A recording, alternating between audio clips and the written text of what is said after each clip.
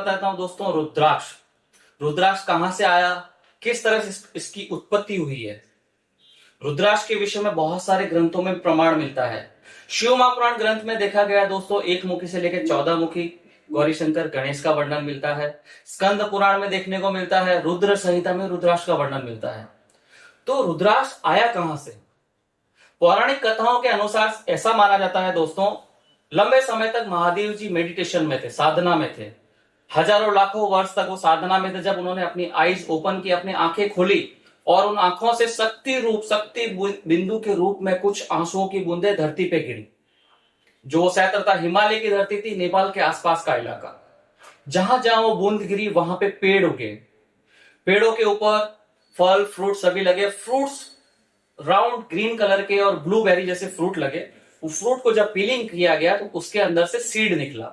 उस सीड को ही रुद्राक्ष कहा जाता है।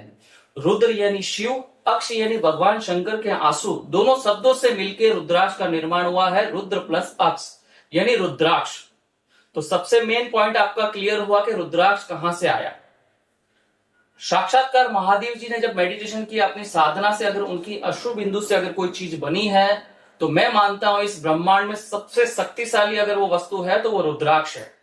रुद्राक्ष अपने आप में एक एनर्जी समाहित रखता है। उसके अंदर अलग अलग पावर्स होते हैं, अलग अलग मुखी भी आते हैं। वेरिएशन में ऐसा होता है दोस्तों, 1 मुखी, 2 मुखी, 3 मुखी, ऐसे करके 21 मुखी तक रुद्राक्ष आते हैं।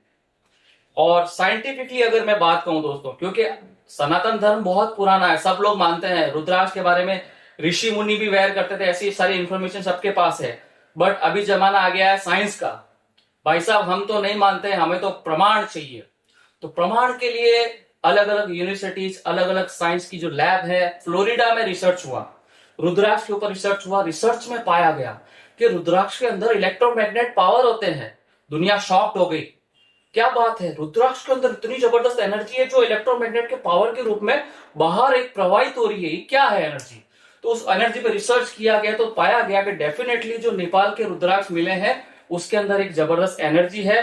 वो एनर्जी को जब रुद्राक्ष आप वेयर करते हैं तो आपकी बॉडी की ऑरा से कनेक्ट होते हैं। अपने बॉडी की जो 7 चक्रास जब कनेक्ट होते हैं उसको क्लीन करते हैं तो डेफिनेटली आपको एक पॉजिटिव एनर्जी मिलती है। तो कहीं ना कहीं साइंस भी इसकी तरफ झुका हुआ। फिर जैसे जैसे समय बढ़ता गया आगे, अभी आया मेडिसिन लाइन। मेडिसिन में भी बहुत जगह रुद्राक्ष के पाउडर फॉर्म में यूज कर रहे हैं, कुछ ब्लड प्रेशर को कंट्रोल करने में यूज कर रहे हैं, कुछ ऐसी डिजीज हैं जिनका सॉल्यूशन अभी नहीं है, बट रुद्राक्ष का डॉक्टर्स भी प्रिस्क्राइब करके उस रुद्राक्ष को पेशेंट को देके या उनके ऊपर उनको वेयर करवा के, या रुद्राक्ष का वाटर थेरेपी, कुछ ग्लास में रुद्राक्ष रख के उसकी वाटर थेरेपी से भी रुद्राक्ष का प्रयोग करके काफी अच्छा रिजल्ट ले रहे हैं।